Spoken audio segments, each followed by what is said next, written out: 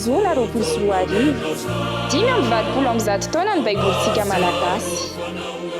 Fandaharana manokana ho fankalazana ny faha 5:20 taonan'ny baiboly malagasy. Ny tenin'Andriamanitra sakafo mahavelona.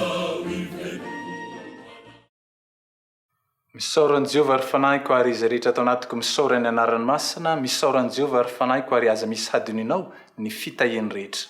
Izany salamo 7:1 voalohany sy ny 2 izany no entina misaotra an'Andriamanitra fa ihany koa iarabana sy amangina antsika tsirairay avy no ity andro lehibe manatantara ity, satria ity andro alahady faha 1 ny volana jona taona 2024 ity no ankalazantsika ny faha 5:20 taonan'ny nahavitana printy-ny baiboly malagasy voalohany, ary ihany koa ankalazantsika n'Andriamanitra fa feno 5:50 taona amin'ity an'io ihany koa ny orena ny fikambanana Mampiely Baiboly Malagasy. Andriamanitra no nitantana, Andriamanitra no niasa, izy no mena voninahitra fa tsarona eto ihany koa isika tsirairay avy izay miara-miasa amin'izany asa fampelezana ny ten'Andriamanitra izany. Ao ny fiangonana izay tsy avahana fa nanao zava-dehibe ny amin'izay fampelezana ny ten'Andriamanitra, ny fikambanana kristianina, ny kristianina tsy ankanavaka na ny eto toerana na ny anam-pitan-dranomasina, ary tonoana ihany koa ny fikambanana Mampiely Baiboly eran-tany izay manohana mandrakariva izany asa fampelezana izany. Dia izy Andriamanitra izay efa nanomboka asa tsara tao anatintsika ny ahatanteraka mandrakariva izany fikasana tsara izany. Ary tiana ihany koa ny mizara amintsika fa ny loha-hevi-dehibe banjinina ao anatin'ity taona 2024 ity dia ny hoe ny ten'Andriamanitra sakafo mahavelona. Koa dia tombony lehibe ny ananantsika ny baiboly amin'ny fiteny-pirenena malagasy. Andeha ho vakiana, andeha ho dinihana, andeha ho alalinina fa andeha ho ankatoavina ary zaraina ho an'ny hafa ihany koa izany. Anisan'ny manamarika izany ihany koa ny sin'ny toroteny fampianarana izay horentsika aorinany izao vavaka izay ho tontosaina izao izay ataony mpanompon'Andriamanitra vitsivitsy koa andeha hiarim-bavaka isika. Andriamanitra ray zanaka fanahy-masonao, endre ny atsara ny teninao, fa ianao Andriamanitra mihitsy ilay teny tonga nofo dia Jesosy Kristy no efa miasa sy mitaona anay tsirairy ihany koa mba ho vavolombelona zany asa magaga ataonao izany. Ary dia manono eo natrehanao zay tompo ny amin'ny vina ny fikambanana mampiely baiboly malagasy dia ny hoe Madagasikara heniky ny fahalalana any Kristy amin'ny alalan'ny soratra masina. Sitraka ao zany Andriamanitra dia ianao ihany koa no ahatanteraka izany. Tononay aminao ihany koa ireo antopisiny ny fikambanana mampiely baiboly malagasy ny amin'izay hahazoana mifantoka sy manatsara ary manohy ny asa dia ny fandikana ny baiboly amin'ny fiteny azony olona. Ny famokarana izany baiboly izany amin'ny endriny ilan'ny olona azy.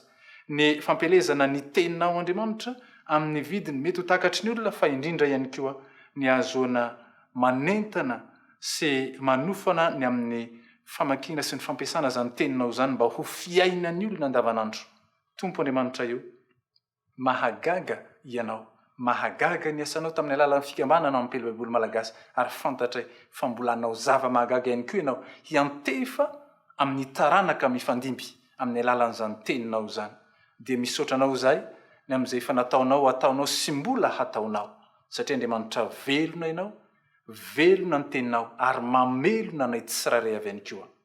Anao ny deranao ny andranao ny voninahitra tompo amin'ny anaranao Jesosy Kristy. Amen. It is my great joy and honor to extend our congratulations to all of you as we come together to celebrate two important milestones of the Malagasy Bible Society. I'm amazed that the Bible in Malagasy is one of the first Bibles to be printed in African language. At the same time, I give thanks to God for keeping the Malagasy Bible Society for the years, and that the Malagasy Bible Society, as heirs of this beautiful Christian heritage, has faithfully pursued the Bible ministry, serving the churches with the Word of God. May God bless faithful servant working with dedication for the promotion of the Bible code, and lead the ministry to thrive nevertheless, so that the land of Madagascar will be filled with people who know and honor the Lord. Thank you. Salamo 1 jusqu'à 3 vakiteny amin'ny fiteny antakarana faritry diana. Amin'ny anaran'i Jesosy, sambotra olo koa tsy magnaraka fomba ny ratsy jery, ndraiky tsy dia raiky amin'ny mpanevateva, fa volagna zagnahary fo ikehiny, ya bekondragnahary fo dini ny haligny matsagna. Ke kakazo mamoa amoron-drano edy zaka-ampiragnina aminany, izy mamoa amin'ny lerany ravigninazy tsara malazo, baka io raha jiaby mandeha mahitsy. Amen. Ry Kristiana malala manerana nosy, ankafaliana tokoa ny arabanantsika rehetra tratry ty andro anio ity. Zay andro lehibe atserovantsika ny 520 taona nandikana ny Baiboly tamin'ny teny malagasy voalohany indrindra, ary koa ny 550 taona ny orenan'ny fikambanana mampiely baiboly malagasy. Ny faneva izao teny sy ny fankalazana izao vanim-potoana izao moa dia ny hoe tenin'Andriamanitra sakafo mahavelona. I tenin'Andriamanitra zay rahantsika midinika amin'ity anio ity moa dia niaraky ny salamo voalohany, andininy voalohany ka hatramin'ny 7. Raha ho resahana fohy mahakasika ny bokin'ny salamo dia azo ambara amin'ny teny tsotra hoe fomba anankiray nentin'ny mpanoratra ny lazana mivantana sy mahitsy ny fahatakarana zany fifandraisana amin'Andriamanitra, ny antom-pisiny eto amin'izao fiainana izao, ary indrindra ny fametrahana an'Andriamanitra eo amin'ny toerana. Fanilona goavana ry havana atrehantsika ankehitriny dia ny fampifandraisana azy ilay teny voasoratra izay, ahatonga azy tokoa teny velona dia ilay tenin'Andriamanitra miasa eo amin'ny fiainantsika isan'andro isan'andro. Raha ny resaka fahasambarana zay voalaza ny andininy voalohany teo dia verimberina matetika izany ao amin'ny bokin'ny salamo io, entiny ilazana fa zo fototra efa nomanin'Andriamanitra ho an'ny olombelona rehetra izany fahasambarana izany, raha ny marina. Fikasan'Andriamanitra efa hatrany am-boalohany izany. Fa ny olana dia takona izany vokatry ny fikomiantsika sy ny fahotantsika olombelona. Tsy mikatona hatreo nefa ny lalana, fa mbola misy hatrany ny varavarana misokatra araka ny torohevitra men'izao soratra sy tenin'Andriamanitra eo anaty antsika. Anio ary dia mbola atao amina ianao, andinika indray ny amin'ny zotram-piaina sy ny safidy izay tokony ho raisintsika eo anaty an'Andriamanitra amin'izao fiaina izao mba hiverenantsika tokoa andray izany fahasambarana feno eo anaty an'izy tompo izany. Mazava ry havana ny voalaza amin'ny mpanoratra ny salamo eto fa ny fifikirana sy ny fankatoavana ny sitrapon'Andriamanitra ary ny fiorenantsika amin'ny teniny ihany no miantoka sy mampaharitra ny fahasambarantsika olombelona. Raha ny firafitra io andinin'ny telo io dia azo lazaina fa teny fototry ny fahasambarana araka ny mpanao salamo ny tiana avotra eo. Safidy fototra arak'izany ny voalaza eto amin'ireto andininy reto izay tsy maintsy raisitsika olombelona raha tiantsika tokoa ny verina ao amin'izay fifandraisana feno fahasambarana amin'ilay tompontsika izay. Raha miteny mantsy ny mpanao salamo eto hoe sambatra ny olona dia fomba maro no entiny manorotsorotra izany.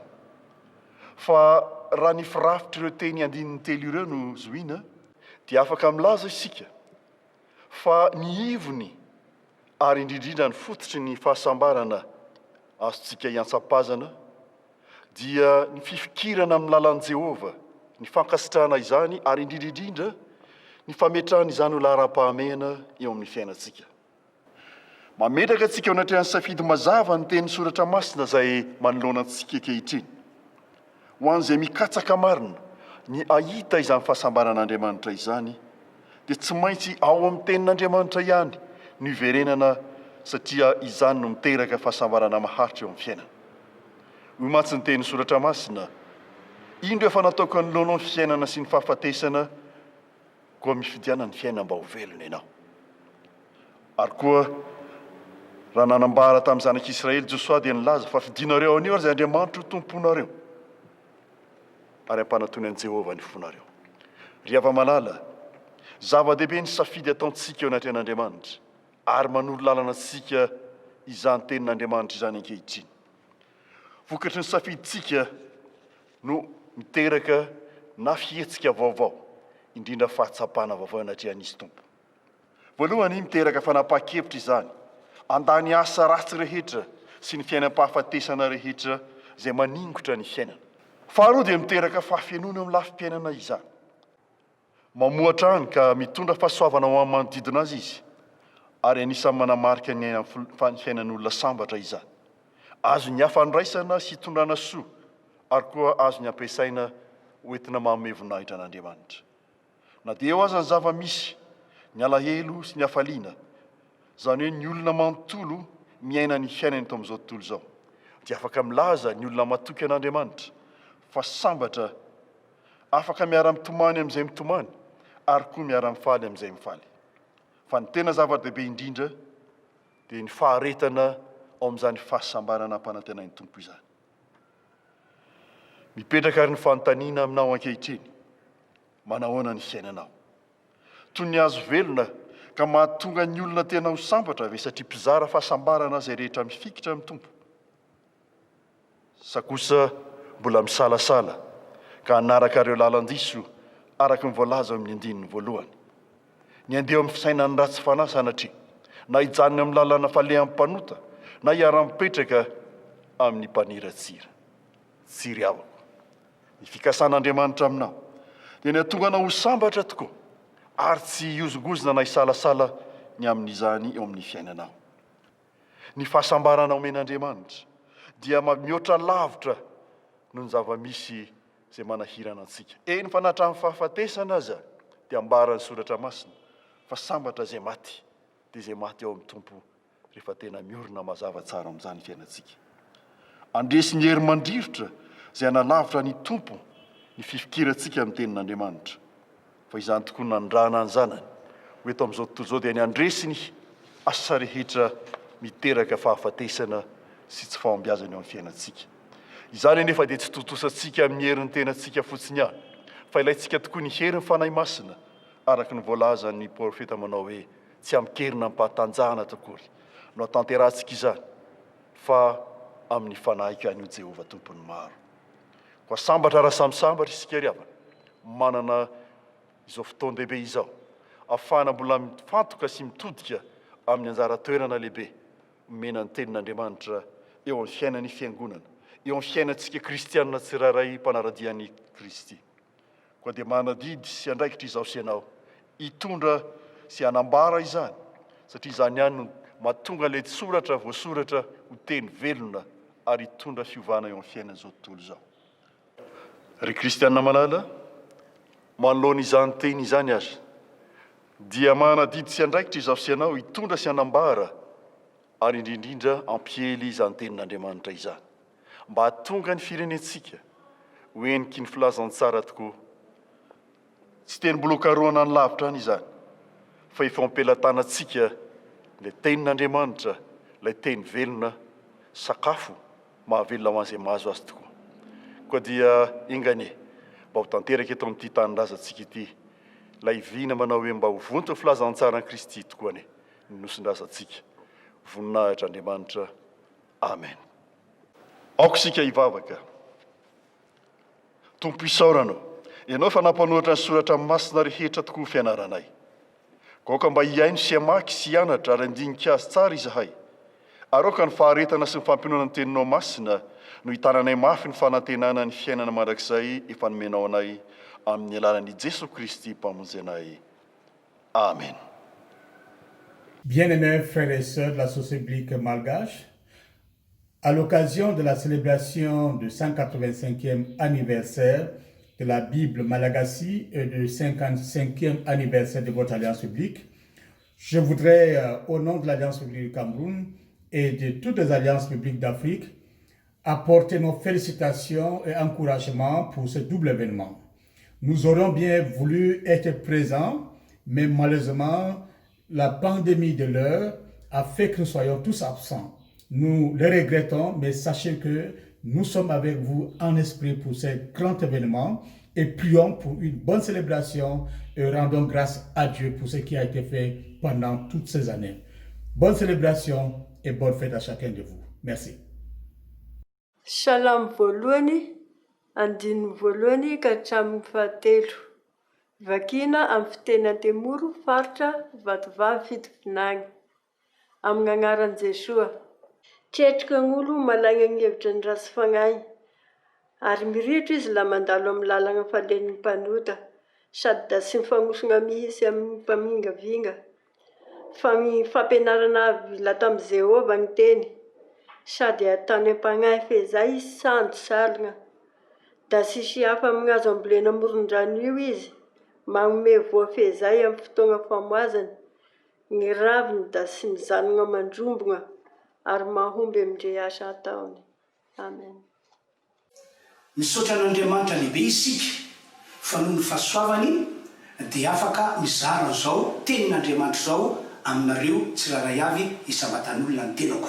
Entiko manamafy fa marina ary tanteraka ny teny voalaza ao anatin'ity baiboly ity. Vakitsika ny voalaza ny soratra masina atao amin'ny jona toko fahenina andininy fa enina amin'ny dimampolo ka hatramin'ny andininy fa valo amin'ny dimampolo. Vakina amin'ny anaran'ny Tompo Jesosy ilay teny.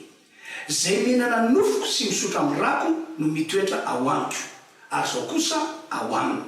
Ary tahaka ny nanyrany ray velona, ary zao koa velona amin'ny ray, dia tahaka izany koa zay mihinana azy no velona amiko.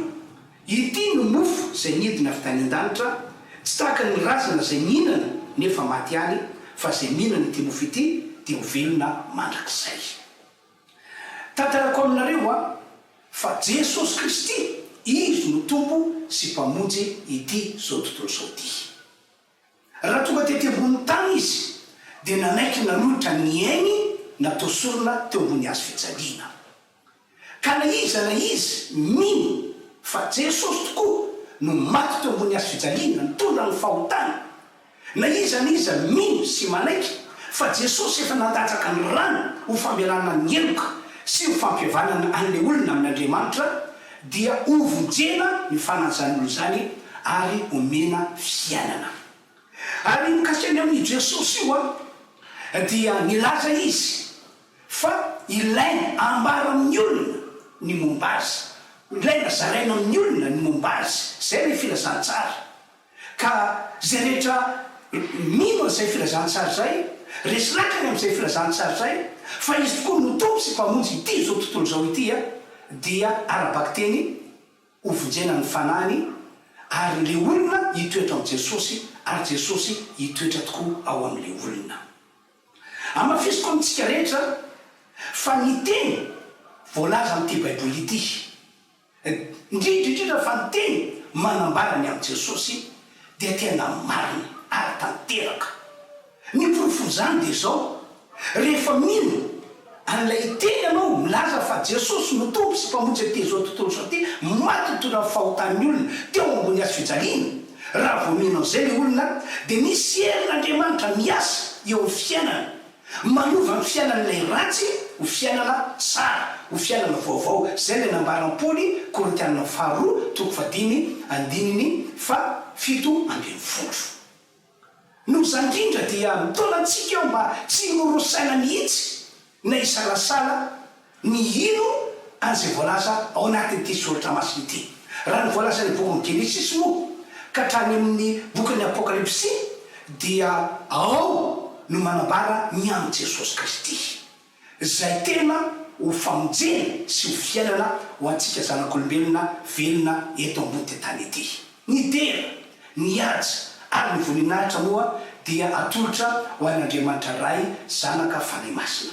Ivavaka isika amin'izao fotoana izao, noho zany dia tompo isika rehetra mba samy anaiky fa Jesosy no tompo amafisika any, Jesosy no mpamonjy, ary isokatra ny vavanao ihany koa ho fampianana le voalaza amin'ny bokin'ny Romanina 3 ny andraisanao an Jesosy hitoetra ao anatinao amin'ny alalan'ny vavanao, fa hiditra ao aminao izy ary ianao ho raisiny hitoetra ao aminy. Ivavakatsika tompoko.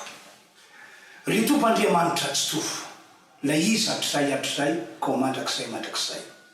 Misaotra anao ny amin'ny fitiavanao any zanak'olombelona, fa nanaiky nanety tenanao ka nitafinosy raha tahaka ny zanak'olombelona mba ho famonjenao anty zao tontolo zao ty. Zay ny lalana tsara indrindra hitanao fa mety avovonjy ny fananay, avovelan'ny elokay, ary mba hatokanay hitoetra ao aminao, ary anao hitoetra atao aminay mandrakizay. Misaotra Andriamanitra ny amin'ny iraka zay andranao anay, ilaza ny teninao mikasika ny amin'ny Jesosy zay voalaza ao anaty baiboly ity. Misaotra ny amin'izay iraka zay, fa zay rehetra mandre ny afatretinay dia arabaky teny mino zay fa vonjena, tena vonjena izy. Misaotra ray malala amin'ny anaran'i Jesosy no anaovana vavaka. Misaotra Tompo. Amen. I take this opportunity to congratulate the Bible Society of Malagasy for as they look forward to celebrate their 185 years of Malagasy Bible translation in the country, and also 55 years of the Bible Society existence in the country. The Bible Society has come a long way. Of course, there have been challenges, but now we look forward to a new beginning in the Bible Society. There's been challenges here and there in the area of governance and management, but now we look forward to a new beginning for this Bible Society. And so as we look at the future, into the future, we know there are great things that are going to happen in the Bible Society of Madagascar. And so as they look forward to celebrate this big event, we wish them well, and we are sure the team will be well equipped to even be able to support work not only in Africa, but even beyond Africa. Thank you. Salamo voalohany andiny voalohany ka janona fahatelo. Zaho maka azy amin'ny fivolana faritry melaka. Amin'ny anaran'i Jesoa, sambatsy ny olo izay tsy mandeha eo amin'ny fisainan'ny raty fanahy ary tsy mihena eo amin'ny lala fandehanan'ny mpanota, noho ny tsy mitoboka eo aminy fipetrahan'ny mpanevateva. Fa ny lalan'i Jehovah ro sitrakiny, eka ny lalany ro eritreretin'ny marandray ziska matonaly. Le manahaky ny hazo ambole amoron'ny rano velo reny, na azy mamoa amin'ny fotony reny. Ny raviny koa tsy mba malaza bakeo ny asany la ataony soa iaby. Amen. Miarabantsika rehetra amin'ny anaran'i Jesosy Kristy dia faly miarabantsika koa nahatratra izao taona izay atsiarovana ny faha 520 taona na ahavitana print voalohany ny Baiboly Malagasy izao, ary mbola ampatsahivina mandrakariva fa Baiboly voalohany na zokiny indrindra teto Afrika tamin'ny fiteny pirenena afrikanina ny Baiboly Malagasy. Ny vina izay niezahana ny tanterana tao anatin'izany fotoana izany dia ilay hoe Madagasikara heniky ny fahalalànan'i Kristy amin'ny alalan'ny soratra masina, ary tiana mbola ho hita amin'ny taranaka malagasy rehetra ny fandimby sy mifandimby ary mbola hifandimby eto amin'ity firenena ity izany. Ary zany no tiana indrindra koa handraisana zao tenin'Andriamanitra zao izay ho zaraina amintsika. Dia ny voasoratra ao amin'ny bokin'ny Kolosianina na ny epistily nosoratan'ny apôstôly Paoly ho an'ny Kolosianina, toko 4 ka ny andinin'ny faha 4 sy ny faha 7. Zany teny zany riavana dia teny izay anatanterahana izany vina izany eo amin'ny fiainan'ny tsiraray avy, ny fiainan'ny fianakaviana, ny fiainan'ny fiarahamonina ary fiainan'ny firenena malagasy manontolo mihitsy aza. Aoka ny tenin'ny Kristy hitoetra betsaka ao anatinareo. Ny hevitra voalohany izay tonga dia azo ao anatin'izany dia zao hoe hisambatan'olona izaho tsiraray avy dia mila manana ny tenin'ny Kristy, ary zany tenin'ny Kristy zany mila mameno ny foko, ny saiko, ny fiainako manontolo. Zany no nentin'ny tompo nanohitra ny fakapanahy ny teny efa tao aminy, ka raha nitranga ny fakapanahy dia navoakany tamin'ny fotoana sy tamin'ny endrika izay nentina katoavana an'izany nanohitra ny fakapanahy. Kanefa zany teny zany ihany koa dia milaza amintsika fa tsy eo amin'ny tenako manokana fotsiny fa eo amin'ny fiainako ifaneraserako amin'ny manodidina rehetra dia tokony ho hita eo ny tenin'ny Kristy, ary tsy hita kelikely fotsiny na sombitsombony fa ho hita betsaka. Aoka ho hita eo aminareo, iainana eo aminareo, ifampiresahana, tanterahana, mifandrarahana amin'izay zavatra ifanaovan'ny olona ny tenin'ny Kristy. Izany no tiany ny soratra masina iainantsika. Tanterao, ankatoavy, ary aoka raha mijery ny olona, na mamantatra ny olona, na mandinika ny olona dia zao hita fa tenin'ny Kristy na tenin'Andriamanitra ny orenany zavatra rehetra eo amin'ny fiainana. Zany riavana no tiana lazaina amin'izany, ary eo aza raha mitoy izy hoe mifananara, mifampianara ianareo, ny fifampitariantsika, ny fifanoroantsika, ny fifanampiantsika dia tokony fototra koa ao anatin'ny soratra masina hoe inona no ambaran'i Kristy, inona no fampianaran'Andriamanitra mba hiarahako miaina amin'ny olona. Raha hanoro lalana na hitari-dalana na hampianatra zavatra, mifanaraka amin'ny tenin'Andriamanitra ve izany zavatra ataoko amin'ny hafa izany, ka mahatonga ny olona mahita fa tena mitoetra betsaka eo amintsika ny tenin'ny Kristy. Ary tsy izany ihany fa raha nitoy tenin'Andriamanitra io dia milaza izy manao hoe fa na inona ataonareo, na amin'ny asa na amin'ny teny, dia ataovy amin'ny anaran'ny Jesosy Kristy izany.